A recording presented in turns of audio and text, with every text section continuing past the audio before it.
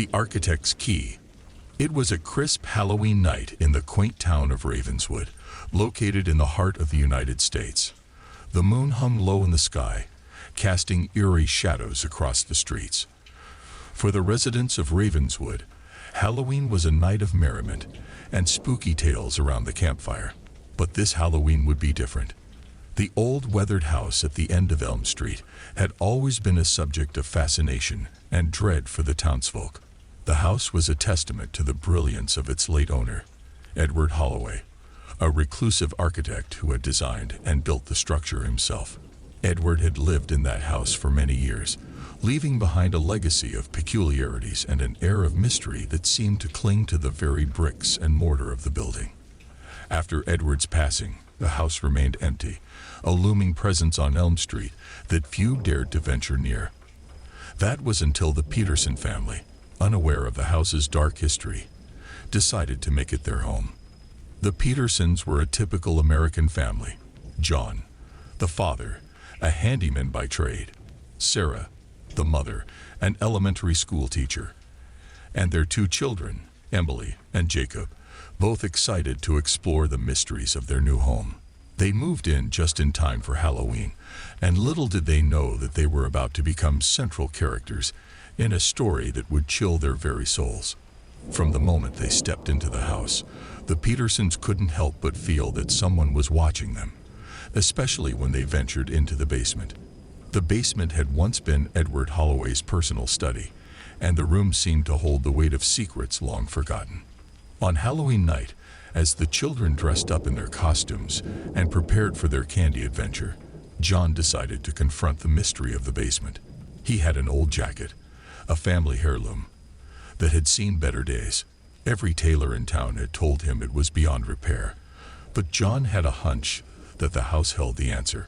Descending the creaky stairs into the dimly lit basement, John laid the old jacket on an antique chair and began to inspect the room. Dusty bookshelves lined the walls, filled with leather-bound tomes and architectural plans. An ornate desk sat in a corner, covered in cobwebs and age-old papers. John had the strange sensation that someone had been here recently, a presence lurking just beyond his senses. His eyes settled on the desk, and he decided to search for any clues that might help him mend the jacket. As he tried to open the drawers, he found them all locked tight. There was no key in sight, and frustration began to creep in. However, John's curiosity got the best of him, and he couldn't let go of the feeling that this room held the key to repairing the jacket. John left the basement, leaving the jacket and the locked desk behind. He was determined to find a way to open those drawers, to uncover the secrets hidden within. But as he went to bed that night, strange dreams plagued his sleep. Dreams of an architect who whispered in his ear and beckoned him back to the basement. The following morning, John awoke with an eerie determination. He couldn't explain it, but he knew he had to return to the basement. As he descended the stairs, his heart raced, and a chill ran down his spine. He knew he was not alone. To his astonishment, when he reached the study, the room was no longer in disarray. The cobwebs were gone, and the old desk sat neatly arranged, as if awaiting his return. On top of the desk lay an antique key, ornate and delicate. The drawers were now wide open. With trembling hands, John inserted the key into the first drawer and turned it. The drawer slid open, revealing a stack of aged architectural plans, each marked with intricate designs and cryptic notes. He sifted through them, his excitement growing. In the second drawer, he found a collection of letters, each one addressed to Edward Holloway. They spoke of forgotten promises, a lost love, and a life unfulfilled. John was drawn deeper into the mystery of Edward's past, his empathy for the long-deceased architect growing. The third drawer held the most extraordinary discovery. There, neatly folded, was John's old jacket, mended to perfection. The fabric was flawless, as if it had never aged a day. It was a miraculous restoration, beyond any explanation. John could hardly believe his eyes. As John emerged from the basement, he held the jacket in his hands, a bewildered expression on his face. He had been down there for hours, yet to his family, It had felt like mere minutes. When he showed them the perfectly repaired jacket, their amazement matched his own. Over the next few weeks, John delved deeper into Edward Holloway's history. He discovered that Edward had been an architectural genius, but his reclusive nature had isolated him from the world. There were rumors of a tragic love affair that had haunted him until his dying day. The more John uncovered, the more he felt a connection to Edward's spirit, as if the architect's presence lingered within the house. It was a presence that sought redemption, a chance to make amends for a life of isolation and heartache. As Halloween approached once again, the Petersons prepared to leave their haunted house, their lives forever changed by the mysteries they had unraveled. The jacket had become a symbol of hope, a reminder that even in the darkest of times, there could be healing and restoration.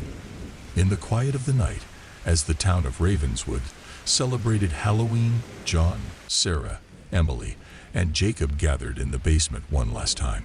They lit candles and spoke words of gratitude to Edward Holloway, the reclusive architect who had left behind more than just a house. He had left a legacy of mystery and redemption. As they closed the door to the basement, a cold gust of wind swept through the room, extinguishing the candles. The Petersons ascended the stairs, leaving behind the secrets of the architect's key. They never did fully understand the enigma of Edward Holloway, but one thing was certain: his spirit had found peace, and their lives had been forever intertwined with the mysteries of that Halloween night. And as the years passed, the house on Elm Street continued to stand, shrouded in its dark history, waiting for the next family to unlock its secrets and awaken the architect's restless spirit. Halloween in Ravenswood was never the same again, as the town whispered tales of the house that held the key to the afterlife, and the legacy of Edward Holloway lived on, forever haunting their imaginations. A mother's love. In the heart of America, in a small town nestled amongst the rolling hills of Kentucky, lay a highway with a reputation that sent shivers down the spines of its residents. Locals knew it as the Widow's Highway, a treacherous stretch of road with a deadly turn that had claimed countless lives over the years. It was said that the highway was haunted by a vengeful spirit, a mother who had taken her own life after her son's tragic accident on that very road. Her restless spirit, it was rumored, lingered at the deadly turn, protecting those who ventured through her territory. Kevin, a curious and adventurous teenager, couldn't resist the allure of the haunted highway. He, along with his group of friends, had heard tales of the spectral guardian and the mysteries surrounding the Widow's Highway. With Halloween approaching, they decided to put the legend to the test, to discover if there was any truth to the ghostly stories that had circulated for years. On a moonless night, Kevin revved the engine of his beat-up car, the engine's roar resonating in the cool autumn air. His friends huddled in the backseat, sharing nervous glances and uncertain laughs. The journey to the Widow's Highway was filled with eerie silence, as they couldn't help but feel the weight of the legend pressing down on them. As the car approached the infamous turn, the atmosphere grew thick with anticipation. This was where the accidents had occurred, where lives had been lost, and where the vengeful spirit was said to dwell. Kevin pulled over, the headlights casting a pale glow on the winding road. It was time to put the theory to the test. The group of boys had come prepared. They carried with them a bag of flour, a makeshift tool to prove the existence of the supernatural. Their plan was to sprinkle the white powder on the road, the grass, and their car, hoping to capture footprints as evidence of the ghostly encounter. With shaky hands, they dispersed the flour, creating a ghostly trail in the pale moonlight. Once the ground was sufficiently dusted, the boys returned to their car. Kevin's grip tightened on the steering wheel as he prepared to navigate the perilous turn at a high speed. With a sudden surge of adrenaline, he floored the gas pedal, and the car roared to life, hurtling toward the treacherous curve. Faster and faster they went, the tires screeching in protest as they rounded the bend. The air grew tense, and the boys' laughter turned to anxious silence. But just as they thought they had escaped the clutches of the legendary spirit, it happened. With a bone-chilling fume-p, The car came to an abrupt halt, as if an invisible force had slammed down upon it with immense strength. The impact was jarring, sending shockwaves through the vehicle. Hearts pounded in terror as the boys scrambled to comprehend what had just occurred. With trembling hands, they threw open the car doors and stumbled out onto the road. In the eerie glow of the moonlight, they saw it, two distinct, woman-sized handprints etched into the white flour on the hood of the car. The imprints were deep, as if they had been made by human hands, but there was no one in sight. Fear coursed through their veins as they gazed upon the chilling evidence before them. The legend of the Widow's Highway had just become all too real. The mother's spirit, the guardian of the deadly turn, had made her presence known, leaving a haunting mark that would forever linger in their memories. As the boys reluctantly returned to their car, the atmosphere was laden with an unspoken acknowledgement. They had delved into the unknown, tested the boundaries of the supernatural, and emerged with an encounter that defied all rational explanation.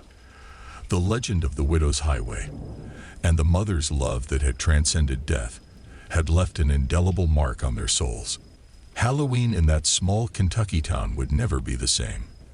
The tale of the Widow's Highway and the vengeful spirit who protected it would continue to captivate the imaginations of locals, passing down through generations as an enduring legend of love, tragedy, and the unexplained. The Ghost in the Hall.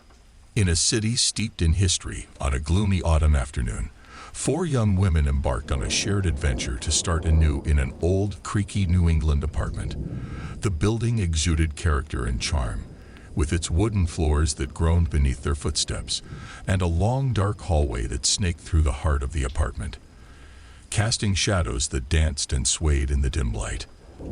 They were an eclectic group of friends, each with their own unique quirks and personalities. Sarah, the vivacious and outgoing one, took the master bedroom. Emily, the studious and organized roommate, occupied the room with the quaint view of the city's historic streets. Laura, the artistic and free-spirited soul, settled in the cozy attic bedroom. And finally, there was Claire, the quiet and introverted roommate, who chose the room at the end of the ominous hallway. The days passed, and the apartment quickly became their sanctuary, a space where their laughter and camaraderie filled every nook and cranny. Halloween was just around the corner, and they were eager to celebrate it in their charming, albeit slightly eerie, abode. It wasn't long before the apartment began to reveal its peculiarities, and the spirit of Halloween seemed to hang in the air all year round. The first strange occurrence took place a month after they had moved in. Sarah, always the spirited one, was the first to notice that her favorite stuffed teddy bear had gone missing. She searched high and low, asking her roommates if they had seen it, but the others shook their heads in genuine confusion. Weeks turned into months, and the bear remained elusive, fading into a distant memory. That is until one fateful evening when Sarah, searching for a long-lost book in one of the seldom-used closets, made a chilling discovery. As she opened the closet door, she gasped in disbelief. There, on the top shelf, sat her beloved teddy bear, looking as if it had been placed with utmost care. She called out to her roommates, who rushed to the closet to see what had alarmed her. They were as perplexed as she was, for they had not ventured into the closet in weeks, let alone touched her treasured bear. Sarah placed the bear back on her bed, puzzled and somewhat unnerved by its inexplicable reappearance. Her roommates, now equally baffled, exchanged uneasy glances, the realization slowly dawning on them that their apartment was not as ordinary as it seemed. The apartment held a quiet secret, a whisper of the uncanny that fluttered through its old walls. The teddy bear's vanishing act was just the beginning, a hint of something more mysterious lurking within the shadows of their home. Days turned into weeks, and it became apparent that the apartment held other signs of being haunted. Objects would shift from their rightful places when no one was looking, and the hallway, in particular, seemed to harbor an eerie presence. At times, it felt as though unseen eyes watched their every move as they ventured down the narrow corridor. The girls never fully comprehended the source of these strange occurrences, and while they were unnerving, they did not feel malevolent. In a way, their new home felt like a guardian, a silent protector watching over them. Whenever the teddy bear would go missing for a few days, they now knew exactly where to find it, perched on the top shelf of the closet. The apartment had woven itself into their lives, its ghostly secrets becoming a peculiar yet accepted part of their daily existence. Halloween came and went, and the four friends celebrated in their peculiar apartment, feeling that they had indeed found a haven unlike any other. They laughed, they shivered, and they reveled in the mysteries that surrounded them.